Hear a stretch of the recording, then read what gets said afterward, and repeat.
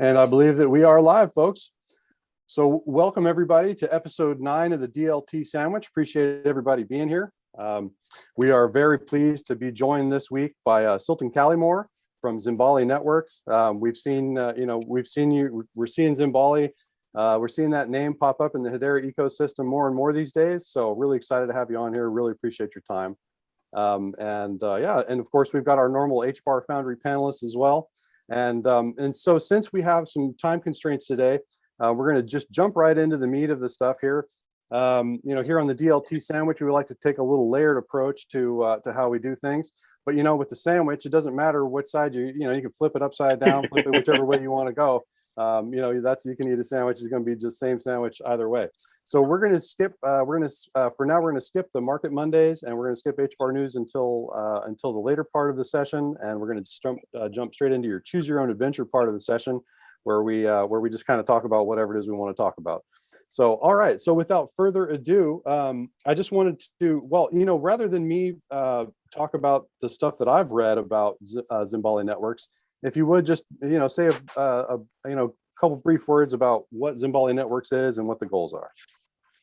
So what we do at Zimbali Networks is we build infrastructures that enable communities and individuals to connect with each other financially. We believe in the empowerment, the economic empowerment of people around the world, and we don't believe that the economic empowerment exists on the other side of a banking relationship.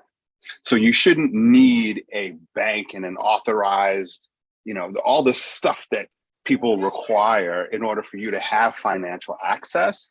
That's not necessary anymore because, Satoshi Nakamoto created this really wonderful thing, which we have, iterated on and improved upon. And now we're able to deploy financial freedom products around the world to anyone, anywhere, regardless of their economic level. And that is what Zimbali's goal is to do.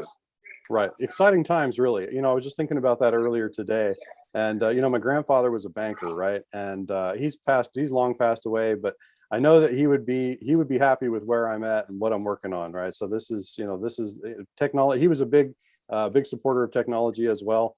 He started a technical college here in Georgia and out in his area, which is kind of southern central Georgia, really the only technical college for a long way, for quite a radius. So I know he'd be proud of what we're doing, Zimbali Networks included for sure. So I just wanted to ask a couple questions about, first just kind of a common way to kick these off is, Hedera Hashgraph, of course, it's gaining traction all the time and getting more and more press every day. But it's still one of the fish in a big cryptocurrency sea. So I'm interested to know how you came across Hashgraph technology and what was that story like? So back in 2017, 2016, when I was looking for a solution to the market readiness problem, and when I say the market readiness problem, the idea that you can conduct financial transactions at the speed of the market. So you have to talk in terms of tens and hundreds and multiple hundreds of thousands of transactions per second. Ethereum wasn't the way to go. Bitcoin absolutely wasn't the way to go. But I read, actually a classmate of mine, I was attending University of Chicago in school at the time, and she passed along this Hashgraph white paper. And I'm not a genius by any sort of measure of genius. But I was able to grasp enough to know that Hashgraph was special. Right, you're in good company, right? I don't think any of us here on the call would really classify ourselves as geniuses, but when we saw the results, we said, okay, and I'm continually surrounded by people that I consider smarter than myself, and they're still looking at it going, yeah, it is the best thing around. So, so we stick around. I mean, trust me, if I happened to be the smartest person in the room, run from that room as soon as you can. I doubt that. You're being modest now, but we appreciate it. Yeah. Okay, so go ahead, Tony. Continue, because this guy's telling my own story back to me. It's very interesting to see another person. That's so cool. So yeah, and a lot of folks, basically so far we kind of come into two camps as far as discovering Hashgraph. I think the techies, and the math folks came across the white paper, and the rest of us, came across, a lot of us came across the hidden secrets of money and all the stuff on YouTube, and the Manson Lehman interviews, all that kind of good stuff. Hidden Forces, that podcast, all those kinds of things. So, okay, so you came across the white paper, and obviously you were impressed, and at some point you decided to proceed forward with it. How did that turn around? How did that come about? So what I did at the time was I said, all right, well, I know that Hashgraph exists, but there's no sort of commercial application for it. Because remember, at that point, it was just the Hashgraph. Right. And there was no sort of entity or anything around it. It was really Right. Swirlds promoting Hashgraph. Right. But I went ahead and I incorporated Zimbali networks that December. And then in the spring, I want to say it was Kyle Armour, who was like the first leader of the ambassador program. I joined that program. So I was ambassador number 38 Oh, okay. for the Hashgraph ambassadorial program. And All so right. Shout out to the ambassador program. Yeah, shout out to the here. ambassador. Absolutely. I don't know what my number was, but yeah, it was one of the early ones. Yeah, for sure. Yeah, Welcome. it was super All right, exciting. ambassadors. Yeah. Yeah. Cool. So I did some ambassador work in DC in early 2018. That was where I was living, as I was still working for the federal government then. And then when I moved to Atlanta, I also started doing some other ambassador work then. I went to the New York reveal in, I believe, April of 2018. I met Mance and Lehman there, and I was like, okay, great. Wow, this is incredible. And I learned all this stuff. And then in the fall of 2018, I went to the developers conference, the first developers conference in Dallas. Mm-hmm. And then in February of 2019, I actually got on a flight on a Tuesday, flew to South Korea for the reveal of the governance council. Wow. Ran into Zenobia Gottschalk, because Zenobia Gottschalk, shout out to Zenobia. Zenobia lived in Atlanta, so I had met with her. Right. And I was working at the Federal Reserve at that time. So she came over and met me at the Federal Reserve. And we sat and talked, and I was telling her about Zimbali. She was like, you need to do it. You need to participate. Anyway, shout out to her. I went out to South Korea and was there for the governance council reveal, got on a plane the next day, and then came back home. But, the people that I met, right, Jordan Freed and some of these other folks, they were all very instrumental in solidifying my belief that this was a professional organization that was trying to bring blockchain to the masses. So it was not only the right technological solution, it was also the right community of people who were committed to this product and to this process. I hope that wasn't too long an answer. No, not at all. No, I was enjoying it. Back in the 2018. So you must have been working with Elizabeth Strickland. Elizabeth Strickland, yes, out of GSU.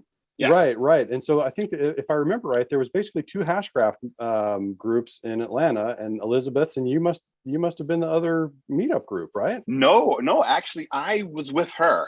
Oh, okay. Yeah, so we would have meetings. Right. Yeah, I was with Elizabeth. Gotcha. Shout out to Elizabeth. So you were probably there then when Jason Lowe came into town. Jason I Lowe, drove yes. my happy butt up to Atlanta, and me and my buddy Lou crashed the party up there in Atlanta.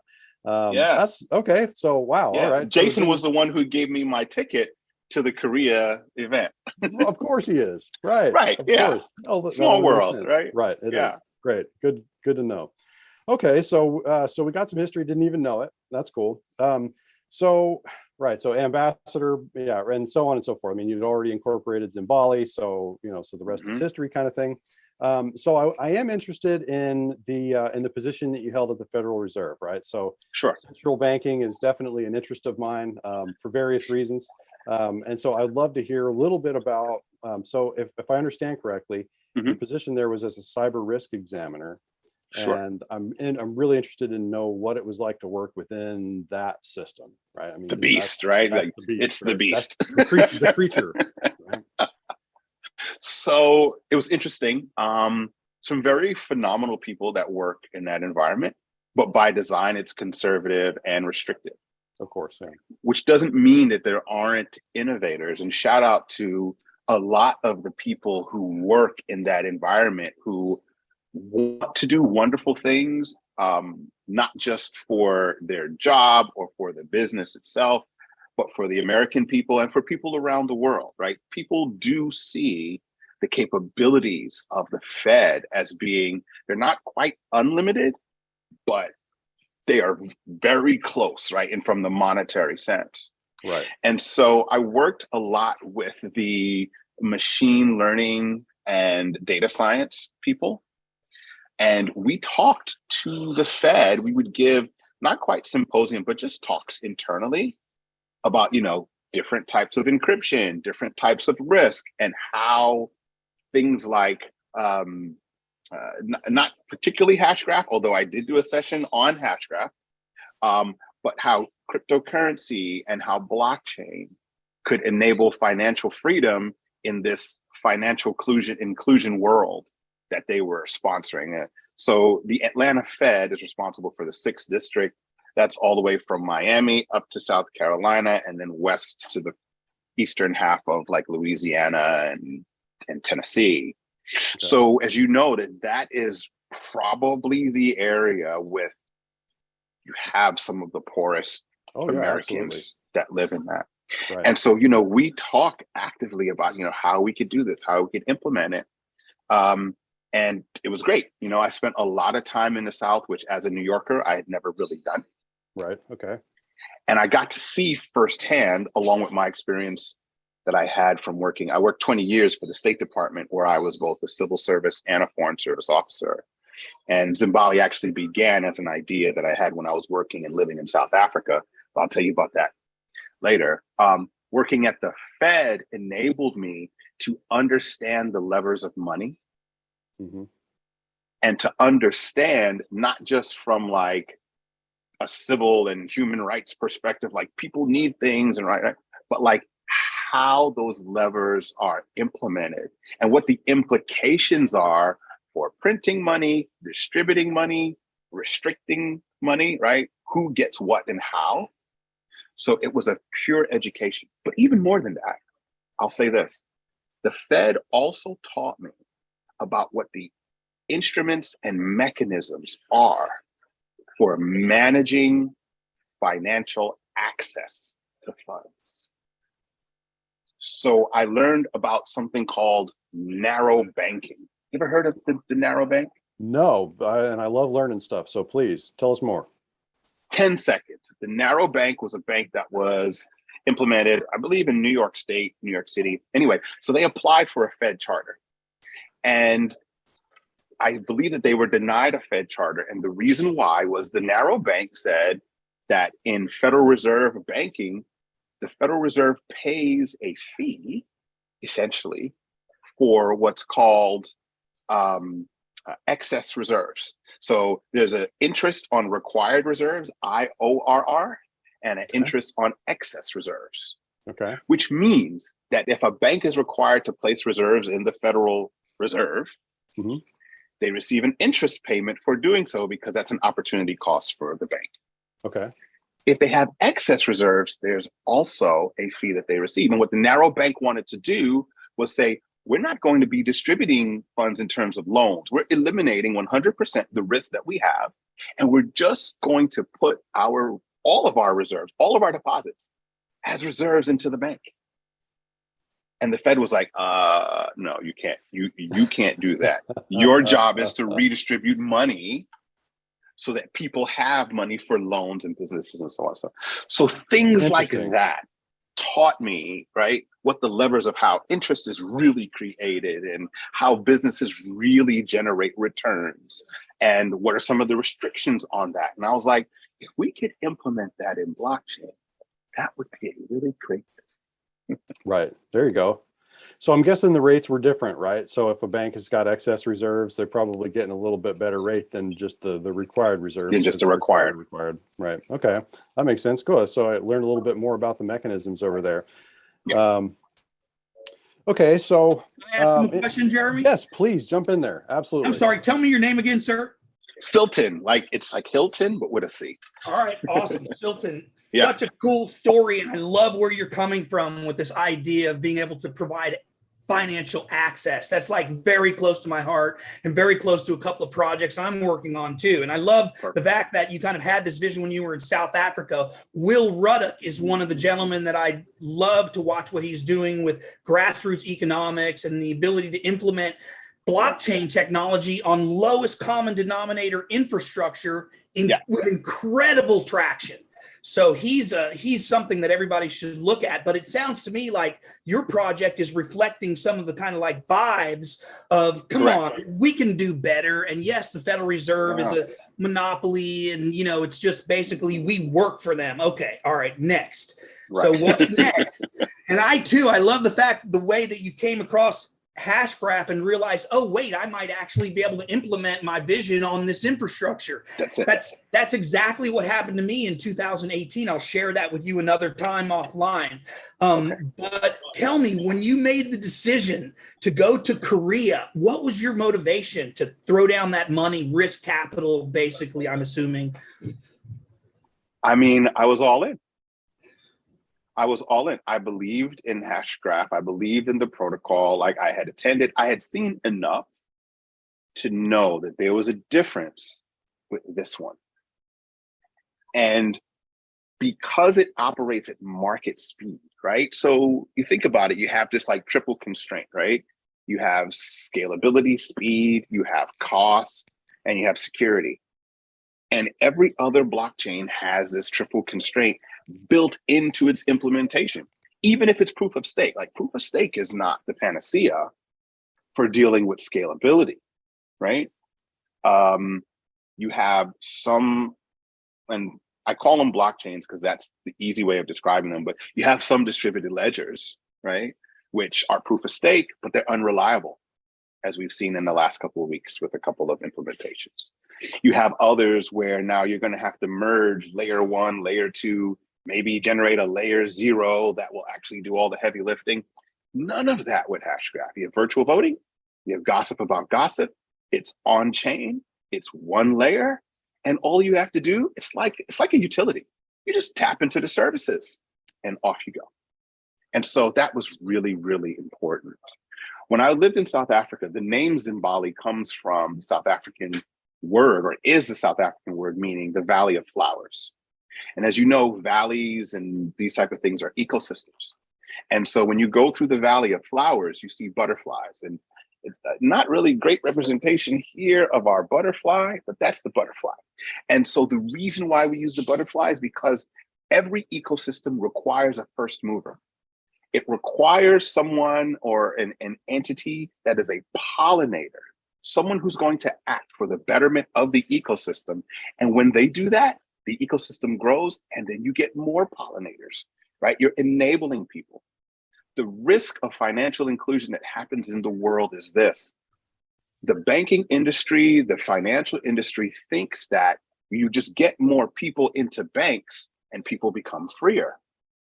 But banks are by definition for-profit entities, which means they have a lower limit for what an economic user of their platform is and an uneconomic user.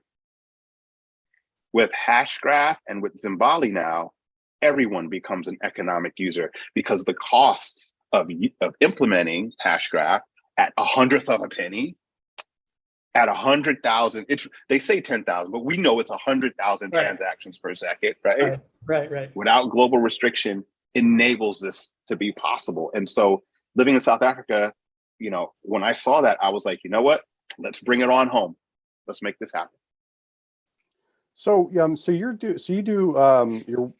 Zimbali is active with the Haitian. I'm active in Haiti in some way. I'm not sure if it's through the, okay. So it is the Haitian Central Bank. Okay, I wasn't 100% on that, but so of course our co-host here, Tim Mungai, is from Kenya.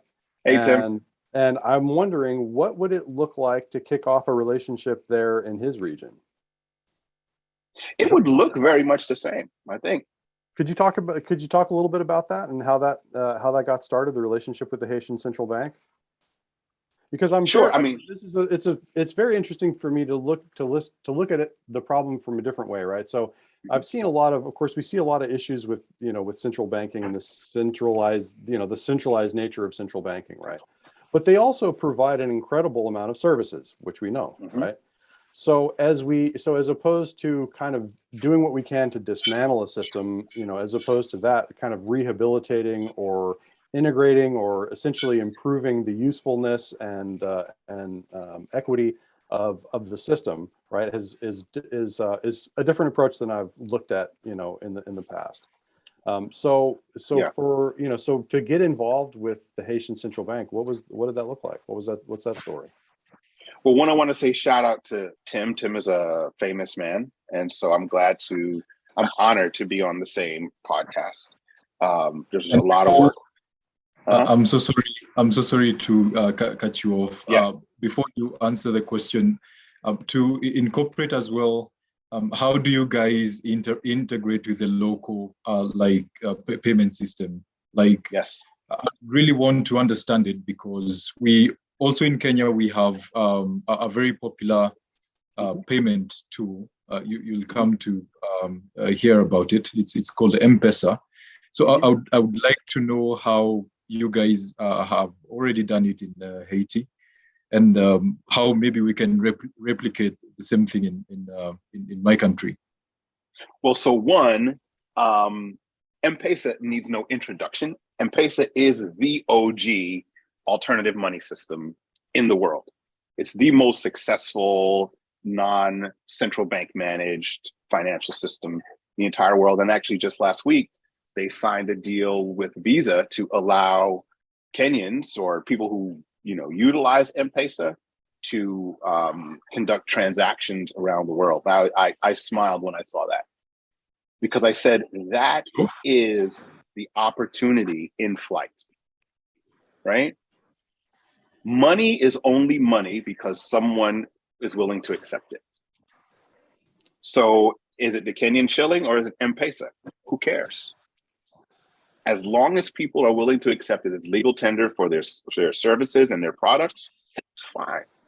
And I'm proud of Visa, who's actually one of our partners in Zimbali, for stepping up and recognizing that and offering this service to the Kenyan people so that they can utilize their preferred monetary system everywhere in the world. So I just wanted to say that. So for those, you said M-PESA needs no introduction, but just real briefly, well, you know what, we can get into that. We can get into that in the second part of the show if you want. But for those out there that may not be familiar, because I had, ignorant as I may be, had only heard of the service, a couple of weeks ago. Tim and I were having a chat, and I said, "Tell me more about this alternative money system over here." So I don't want to cut in too much to the time. We don't have a whole lot of time left with you, Cylton. So we can certainly come back to that. But you're always welcome to come back. I mean, we do this every Monday, so hopefully you'll come back and do it again. I'm a fan of M-PESA, and I think it's great. I think that there are things that you can do though that can extend it, right? So if you had like an M-PESA coin that's tradable between both standard currency pairs and non-standard currency pairs, right? So tradable in whatever the Rwandan money is, Ugandan money, right? That is what crypto's for. Crypto allows for interoperability and tradability where existing systems don't have a financial interest in making that available, right? So when I think of a way to work with M-PESA, I think of allowing M-PESA to issue and mint their own coin, and then having that being a marketable asset in the world as a currency that's now interoperable directly with BTC, directly with HBAR, with ETH, right? With USDC or whatever else, right?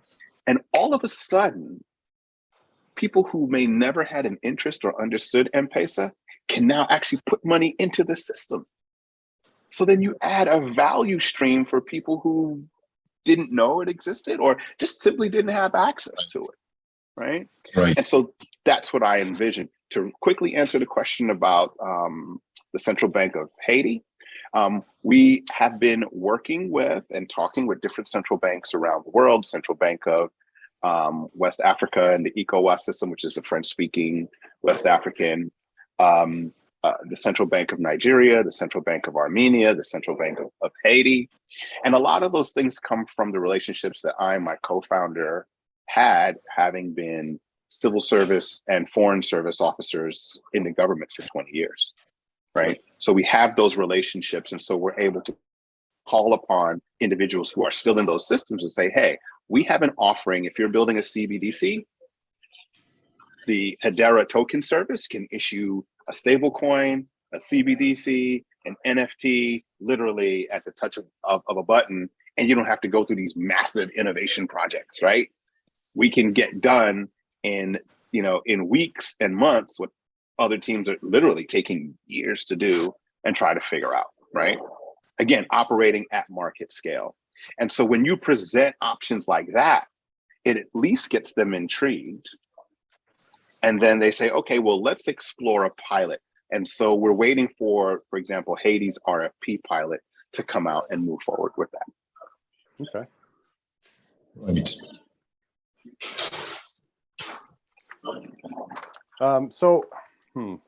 I had a question and I lost the thread there. Oh no, sorry about that. No. I have a question. So your JustPayMe app, is that a Hedera native wallet? They're a native. Oh, They're dude. a native wallet. Oh, I love you, man. That's so awesome. And I love that you're in Haiti, the poorest country in the world, just about, what you guys are doing. The lowest, right? What did the man we all know about say, Yeah, it's a shame that that's what they're known for. In a really brief historical fact, there was a point in time where Haiti was actually the wealthiest colony in the Americas because they grew coffee, and it was the richest coffee in the world because it's a mountainous country. And so when the Haitian enslaved people threw off Napoleonic rule in 1804, Napoleon didn't have a use for the Louisiana Purchase. And to shore up his losses from losing and defending Haiti, he sold Louisiana, which goes all the way really on up to the Dakotas, right, to Thomas Jefferson, right? So this story about freedom is well placed in Haiti as a foundational story. Yeah, that's incredible. Yeah, something that I did not know. Another part of history that I appreciate you bringing that to light. We can do this every week, Jeremy. Right. Great. I certainly look forward to it. Yeah, because I've got other questions that I had on the list, and I remember what I was going to get into M-PESA and how applications that want to leverage their own tokens, how do central banks view that? Is that a threat to the system or their hegemony in any way? But we're running out of time, so I'm just looking forward to getting you back on air, and we'll continue the dialogue. I'll come back next week if you allow me, and we can do part 2 of this. Great, sounds good. Hedera Ambassador OGs unite. OG. All right, you guys. Take care. Hello, Thanks future. a lot. Yeah, Bye. hello, future. See ya. All right. So that was fun. Yeah. That's amazing. Tim, give us some feedback. Yes, I mean it's quite amazing what possibilities is possible with his insight. Actually, I have never thought about that token that the parent company of M-PESA, that is Safaricom. It's a telecom company here in Kenya. Okay. Yeah. So it'll be very interesting if we can find a way. We'll find a way how to maybe contact them and look at the potential ideas of creating that token that can be paired with the local currency, and it can be really easy and seamless, and people cannot even notice that they're already using Hashgraph to enable cross-border payments and all that. I mean, it becomes so easy to the point of, and that is the thing that's missing in the crypto space, not making things easy for people, cutting that learning curve into something so flat that people don't even notice they're already into Web3.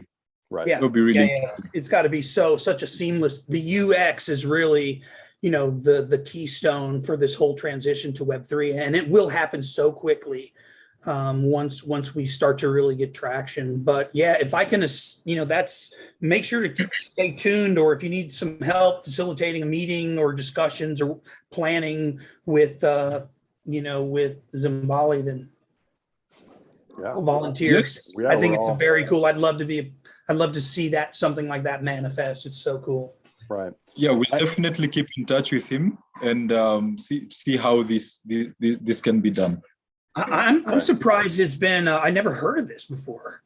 Not even in the. I mean, did you know about it, Jeremy? Or Zimbali Networks? Yeah. No. I mean, but I'm kind of yeah, it is, and I feel kind of a little sheepish because apparently Cylton and I mean, he was at least there in Atlanta when I know, right in your backyard. Right. Yeah. No, it's but the fact that I hadn't heard of Zimbali Networks, and and he was one of the OG Hedera ambassadors, I'm kind of like, where they were either just really good about being, I guess they're just good about being stealth.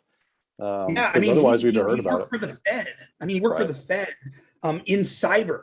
So this guy knows the real machinations of the global economic system inside and out. Right. That guy's a force. I'm telling you.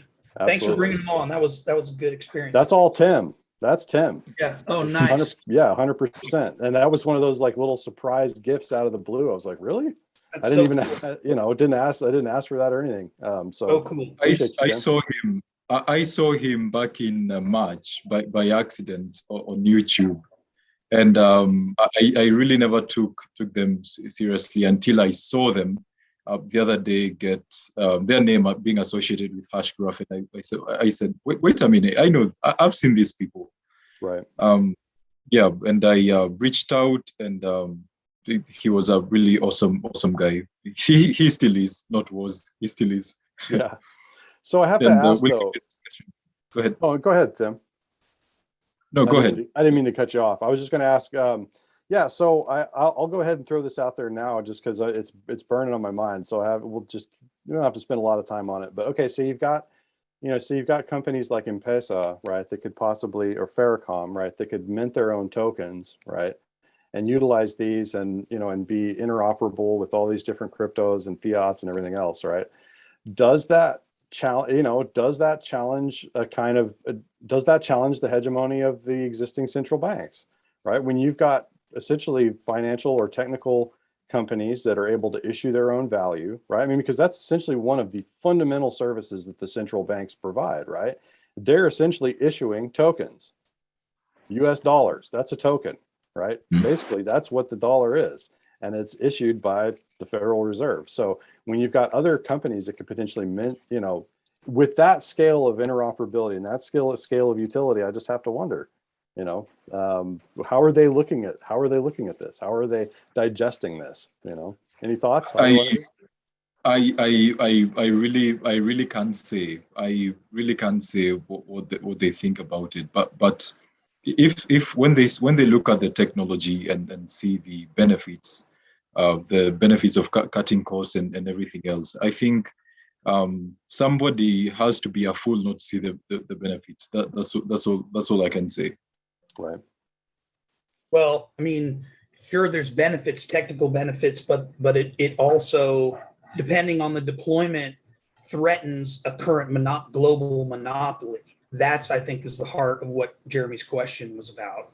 Whether or not this implementation is going to be business as usual with respect to centralized banking and the expansion, unfettered expansion of the money supply. What do you call it? Fractional reserve banking. Or is it true in the wild, indigenous or endogenous currencies that spring up when creative people and communities lock elbows and say, we're going to do this. So you create a currency in order to accomplish it. Right. That's the real economy. So I foresee that eventually, it might be 100 years, the world will be more like that. And we won't have, derivatives markets and all that kind of crazy shit, which is caused by the expansion of the money supply, where it's not attached to the earth or the goods that come out of the earth, like gold or production of agricultural production or something like that. So Right. I don't know. Was that your question, Jeremy? Does it? You got does it. Does Yeah. it I mean, give us? yeah, Yeah. you got the Silk Road shirt on. So, I had to, Yeah, man. I'm glad you kind Let's of picked take up the that mantle a motherfucker little down. bit. Because you talk about real world economies, right? I mean, that was really Silk Road is where Bitcoin, that's where it cut its teeth, right? I mean, say what you want about Silk Road. There's, yeah, I mean, that's really where Bitcoin cut its teeth. So it's talking about the real world economy, right? Yeah, it's interesting. I would love to know a little bit more about how the policymakers and how the folks, up at the top of the Federal Reserve System are looking at this. Do they see it as a threat? Do they see it as an opportunity? I don't know. I'd be interested to talk to them and find out, though. So unless there's feel free to we can continue on this as long as we want. I'm happy with that. But otherwise, I'll just go ahead and jump into the last part of the last two sections of the DLT sandwich. We appreciate everybody staying with us here. That was a fun talk with Cylton, and I look forward to him coming back. So in other HBAR news, the consensus is going on. So Mance Harmon and Brandon HBAR Bull, a whole bunch of folks are out there at consensus.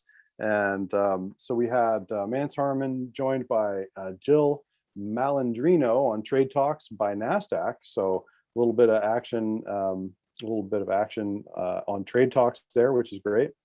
And in that chat, Mance talks about the energy efficiency play and all those great things that Hedera Hashgraph technology brings to the table in terms of efficiency. And then, of course, in other news, Bank Social coming out. I mean, lots of central bank, lots of bank improvements. I mean, I hadn't seen this. It seems like it's picking up steam, right? I get the sense that these companies like Zimbali and like Bank Social that have been churning in the background for the past, since 2017, 2018, are finally starting to come to the picture. Because over the past year, I mean, of course, we saw the NFT boom. It's all been about NFTs. It's all been, it's been about, the Axie Infinities and the gaming use cases and all that kind of stuff. But here we go, we're starting to hear more and more. So at any rate, the news about Bank Social is building a stable coin with one-to-one backing that, according to the CEO of Bank Social, is both government backed and insured, and that can be used for use by financial institutions. So I mean, I saw that, and that's a pretty strong language, right? Government backed and insured, a stable coin with one-to-one backing. So again, we have more news on the financial industries front. I also saw a brief interview of Kevin O'Leary. He was talking with these two senators. I think can't remember their names, Lamis and Gillibrand. Yes. They have got this bill that they want to pass, and stablecoins will only. They brushed a little bit about stablecoins, and they were talking that to avoid the kind of drama that we have today, like what we saw with Luna. They are bringing this regulation into these markets, and they'll only be issued with institutions that are FDIC insured. So, and they have to be backed one-to-one, and it's I think it's going to be amazing if it passes. Right. So I did want to ask some follow-up questions too. While we were talking, we brought up the central banking in Kenya. I really don't know a whole lot about their policies. I mean, are they, Tim, is the Central Bank of Kenya, I mean, are they pretty much in lockstep with the rest of the world? I mean, are you guys dealing with inflation problems right now? I mean, we're certainly dealing with here in the U.S., of course, compounded by the issues with, with Russia and over there in Europe. I mean, we're really feeling it. I don't know if I'm guessing things are similar in your part of the world, Tony, but we're definitely feeling the pressure. I mean, the prices at the pump, the prices at the grocery stores. I mean, you feel the squeeze. I mean, you really do. I think everybody is feeling it, depending on how tightly they're coupled, to the dollar. Right. Depending, there's a lot of variety. But what's happening on the ground, Tim? Yes, I mean, local citizens, everybody is complaining about the prices in cooking oil. The normal basic food products are so expensive. Everything has gone up in price, even petrol. Very expensive. I mean, the cost of living is, we're definitely feeling it. It's everywhere. I think it's everywhere globally. Even last night I was talking to a friend in the UAE. He was telling me the same thing. They're having a lot of problems even in I think it's global. Right. Yeah. Yeah, They all definitely. seem to be in lockstep. I'm hoping, like you, Jeremy, that Cylton's solution actually unlocks the creativity that's latent in the ground and in the people, because right now we're restricted. Money came into existence to facilitate trade, but now its very existence is what prevents trade and keeps people tied up, because we're locked in to the restraints of a system that, whether it was mis or mal-designed or just, has run its course. So unlocking resources, that's really kind of like the hope for me and vision of crypto in general, is that we've got all of this inherent equity of nature. We just need to monetize it, unlock it, pass it around. There's more than enough resources. But we live in this world in Haiti and everywhere where there's a few people that think centralized control of economies are, well, at least it's better for them. But nature's government is decentralized. Information and energy flows through, ad hoc networks, under the ground and out in space, I believe, and certainly within our bodies and everything else. So what makes us think that, the ideas that men put together and write on paper and say, this is the law or this how it is more effective than just letting it go? I guess I'm maybe a little bit of an existential anarchist in that way. Just let's rely on nature's government. Quit relying on media and external forces. Listen to your own inner voice. Use the tools around you to make everybody's life better, and we can see. And I think huge change. Yeah, I think with the advances in technology like such as distributed ledger, I mean that becomes a potential, that just becomes more of a reality, right? Because like we were talking a little bit about the services that the central banks provide, right? I mean, they have provided a very valuable service, and we, particularly in the United States, have benefited vastly from that, right? I mean, really all over the world, because the efficiencies that were provided by a central banking system, as at the time when they started to come to fruition, right? I mean, it was able to shore up an incredible amount of wealth, and the productive capacity. I mean, of course, it seems like it always starts with the machines of war, right? So it starts off with just as a straight example, of World War II, right, and the economic benefits that it started off. We went into super high productive capacity here in the U.S. On an industrial base. We already had one, but it got ramped up in a big way to support the war effort. And then, of course, we still we benefited from in the end. But yeah, so they certainly have provided a service, right? But now that as the technology increases, and we're all kind of, humans are increasingly closer and closer together, particularly because of things like the internet and YouTube and technology and all these things, where it's like now I'm rubbing elbows with Tim over in Kenya, and you in your part of the world, Tony, Yeah. yes, which is, Yeah. it's like the world is that globe is getting smaller and smaller, and as technology advances, the ability to unlock those potentials is increased. Yeah, you're right. I mean, they created infrastructure and networks that, gave us this great leap in advancement. So, my hat's off to all of them, but we've outgrown it, and it's time now to let the swarm organize our resources instead of a few people and a few distribution channels and control channels. So it's going to happen. There's no stopping what's coming. It's going to pop, and nature's intelligence of the swarm and machine learning and AI and all those things are going to take us places we couldn't even imagine. Right. Yeah, and it's happening faster and faster. Yeah. So I got two more items to check off my list here, and of course, you guys, anything you want to bring up, you're always welcome to. Same thing with you, Phil. You've been quiet, but that's all right. We don't mind a bit. So of course, Market Mondays. Well, I'll just say this: it's not looking good. What's that, Tim? It's a bloodbath. Oh, I yeah, saw total a bloodbath. Bitcoin below 30K. Oh yeah, way below now. It's like 23,000. It's just on a, Yeah. it's just slide. It's just on the avalanche slide. This is, and I had somebody. It was funny. I had somebody come up to me that I hadn't talked to in quite a while, and she used to not really care about cryptocurrency at all. It was just kind of something that was in the back of her mind. But she's gaining more and more interest. But I came into the office. She's like, "Are you okay? How?" And I was like, "What are you talking about?" Yeah, I'm fine. And she's like, "The crypto markets are just." Everything's in chaos. I was like, hey, this is the part of the ride where you throw your hands up in the air and go, wee, right? Yeah. No, it's a mouthwatering. So I got a question. Moment. Yeah. Go ahead, Phil. Jump in there. So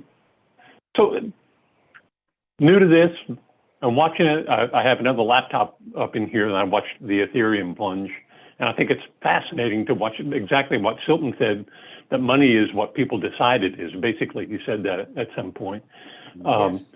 So it seems to me like there are two populations. There's the people who portray themselves as being the masters of the crypto market, and the people that they consider to be dummies who are in it with no either stock or experience in investing. And it's almost like the Wild West. Like we got gunslingers and we got people who are not gunslingers that want to play on the main street of town with their pistol. Those people that don't know what they're doing are going to be the ones that want to spin up more centralized governmental control over this, because it seems to me like they, in their mind, they perceive that they're the biggest losers. Unfortunately, they'll probably get the ear of the people that are legislators, which are not the most, always the most wise people that we have running for us. So how do you keep the idea of decentralized from being overtaken by the requirement that something has to be backed, and hence it's no longer decentralized, it's actually centralized? Does that make sense? Well, What you said makes sense. I have one kind of like consolation to that reality is that the number of people who are going to lose their ass, like you said, the kids that are out there with their, their gunslinging and they're not really gunslingers. The percentage of the voting populace that represents is incredibly small. So in that sense, we've got a little bit of relief. But they still could rally the troops. I agree. It's a little bit of a risk, but what are you going to do? And let's see, what was my other thought? I forgot, but that's a good comment. And you did say money is what people agree. Like, like you said, Cylton said that too. It's only money because money isn't a product that the government creates.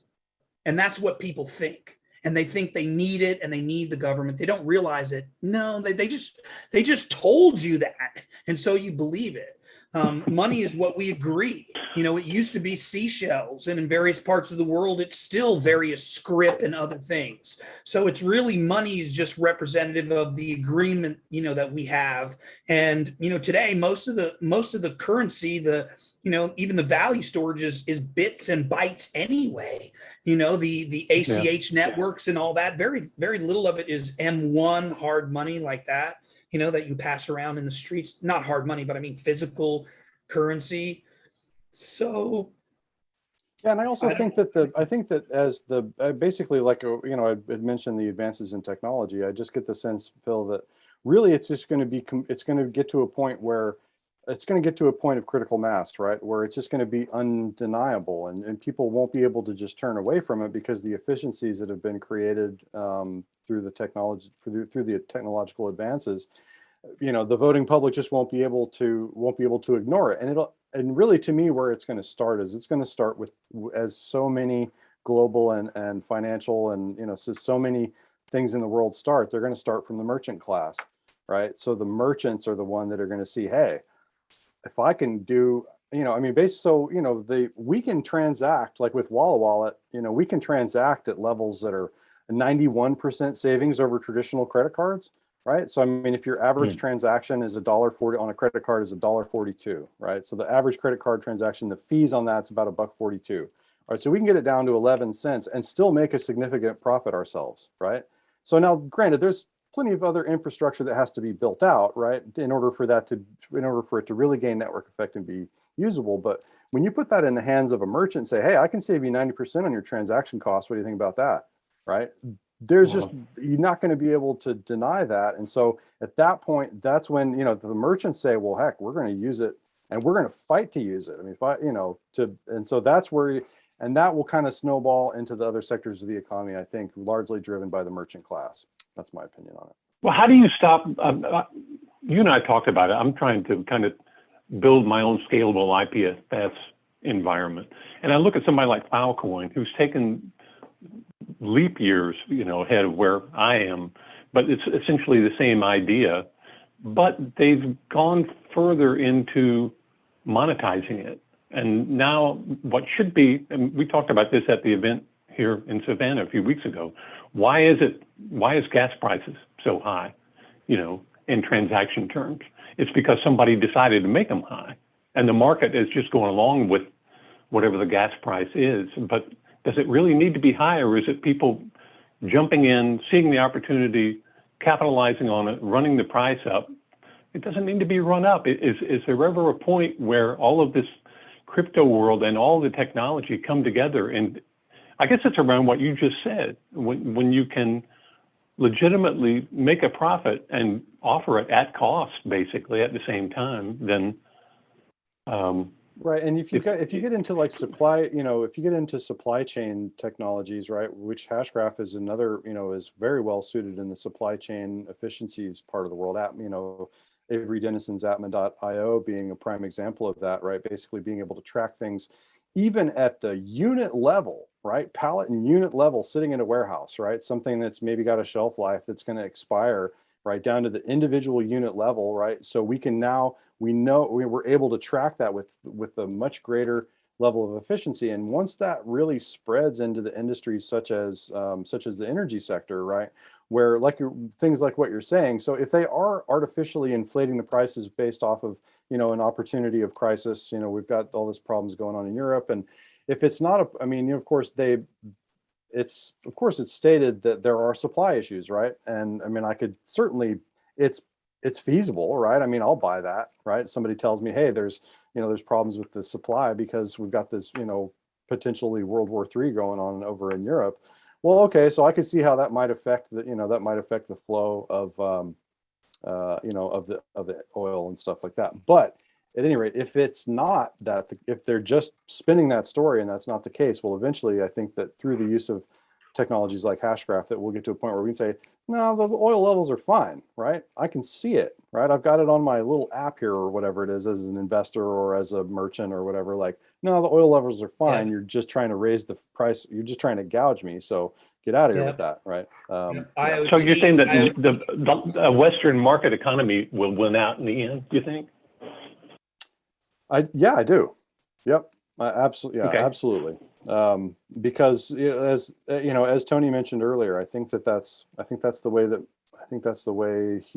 the world is, and we will continually fight to improve and democratize, and because it's really for the benefit of not only our economies but for the benefit of who we are as people, right? I mean, we've got to be able to to protect that, and so I think our self-preservation, right? We inherently know that. That we, I think, I don't want to, I could go on a tangent there. But I would classify them as Western per se, Phil, but, for me, it's more like the way nature functions. I think nature's functioning will kick in, and the grip that those other systems that were our predecessors can no longer take place. There's just, I wouldn't call it Western necessarily. I kind of classify Western as going to be more of the, opportunist banking and opportunist kind of situation instead of, more kind of like, abundance oriented. It's more scarcity minded Western economies in my mind. I'm not an economist, but that's just the way that I see it. So, and as I see, it's kind of a dystopian idea, right? The idea that are essentially that the technologies and our desires will be subverted by, by other forces. And that's certainly, it's certainly in the realm of possible. I mean, the story hasn't all been told, Phil. I mean, we've still got a long way to go as a species to figure all this stuff out. But, even in a worst case scenario where you have a total dystopian society, like something in 1984, right? Well, even then, even in the dystopian society, there was still the proles, right? And the proles, and if you're not familiar with 1984, the story, right? There's still this whole class of people that, they don't really care. The people that are under the thumb of Big Brother, right? They're the party. They call it in the book. They're called the party, right? But then there's this whole subsection of society that just doesn't even really care what the party's doing, right? They're just human beings. They call them the proles in the book, but that human nature will continue to unfold regardless of what the people at the top are doing, I think. I think the cry for freedom in the human soul is what's driving all of this. The desire to be truly free and connected to live our abundant potential as an individual. The collectivist ideas are okay, I guess, theoretically, but it's all really about the freedom of the individual. And that's what's driving this innovation, and it can't be stopped. Right. It's hardware, a desire for freedom. It's not software that can be swapped out, right? It's part of who we are, part of our being. All right, so this has been an interesting episode of the DLT Sandwich. I got to say, this has been a fun one. Yeah. I hope the folks out in YouTube land enjoyed it. So let's see, there was a question that came in. So now that the Hashgraph is open source, what's to stop deep pockets from creating their own Hashgraph network and MySpace Hedera? What will keep Hedera relevant? Okay, so that one, I automatically think of a image that Lehman Baird shared in their, I believe it was the September 16th announcement. I believe that's when it was. I could be wrong, but at any rate, he was talking about the shared worlds vision, right? And there was this picture of what you might consider different shared worlds, right? Networks, basically. Network here, network there, there. And then up in the corner, right, was Hashgraph, right? Was Hedera, right? And they were essentially one of those shared worlds. So with the open sourcing of the technology, if somebody with deep pockets wanted to go and build their own Hashgraph network, really they could. And that's part of the shared world's vision, is that they absolutely can do that and leverage the technology. And that's why it's so incredible, because if you get other people that now can talk to, the Hedera network could be, the Primus network, so to speak, the Prime network that, handles the HCS or something. Basically, whatever services you can't provide within your own shared world network, so to speak, utilizing Hashgraph, you just get it from the big boys upstairs and, pull some of their services into your own platform. So, so absolutely, deep pockets could, in my mind, could spin up their own Hashgraph network. Of course, they won't have the same governance council. Good luck getting IBM and Boeing and Google and, so that's a different value proposition, right? So the other private Hashgraph networks have their own value proposition, and Hedera has theirs. Yep, totally. I mean, my answer to his question is simple: community. Sure, they could go do it, whatever. Why wouldn't I go with it? Because the ecosystem, trading partners, and also the team, the people at the core. I mean, if somebody wants to try to put together a team to compete with those guys, cool, good luck. And I hope you're successful, because like you said, the more the merrier. It'll just expand everybody's market. Right. Yeah. It can happen. It can happen, but simply not now. The timing wouldn't be perfect. Maybe wait 30 or 50 years from now. It'll take them 5 years to turn it up anyway. Right. Okay, so and you're welcome. So I got the person asking the question wanted to thank me. You're welcome. So and where did that question come from? It came from the live. This is a live stream, right? So it came from the chat. Okay. There's a chat window open, and that. So if you were actually watching it on YouTube, it's on YouTube. Oh, okay, awesome. Yeah. Every week, we send this out to YouTube. So yeah, thanks for the question. We don't get a whole lot of questions flowing in the chat. So I appreciate the question. No, happy. I mean, I like to have the feel of this. I like these to be in the style of meetups like we used to do pre-COVID, right? Where we'd all get together and hang out and just talk shop and enjoy each other's company. I kind of liked it. I like it to have that a little bit closer to that feel. Of course, we're still in virtual world, but it's all right. So my favorite part of the show, though, I can't leave this one behind. So we've got our 10,000 jam token winner for the week. So without further ado, let's find out who our winner is. Drum roll, please. Oh boy, long jingle. Okay. Ronton Hidelo. So Twitter handle at RontonH. So Ronton Hidelo is our Twitter winner, the winner of the 10,000 jam tokens. So we'll be reaching out to that Twitter user here shortly to tell them how they can collect their 10,000 jam tokens. And of course, that brings me to the end of the show where I'm going to thank everybody for being here. My name is Jeremy. I'm the CEO and co-founder of a little software company called Ledgerama with the HBAR wallet and Hedera Token wallet, Walla Wallet. And I want to give a big shout out to Andrew Antar and the Tune.fm team, for giving us these promotional jam tokens. I love giving these away. I love getting these awesome tokens into people's hands so they can see how fast and how cheap it is to transact on the Hedera network. So happy to get these tokens out into people's hands. And of course, we're going to be back here next week doing it again, giving away tokens. We've got plenty more to give away. So we're going to do this every week. And and Tony, Phil, and of course, my main man in Kenya, Tim Mungai, who I didn't. So your fame is, your fame is getting pretty notorious, Tim. So good to hear that. I'm so I've always felt privileged to have you on, my man. So big shout out. Thank you, appreciate it. Yeah, absolutely.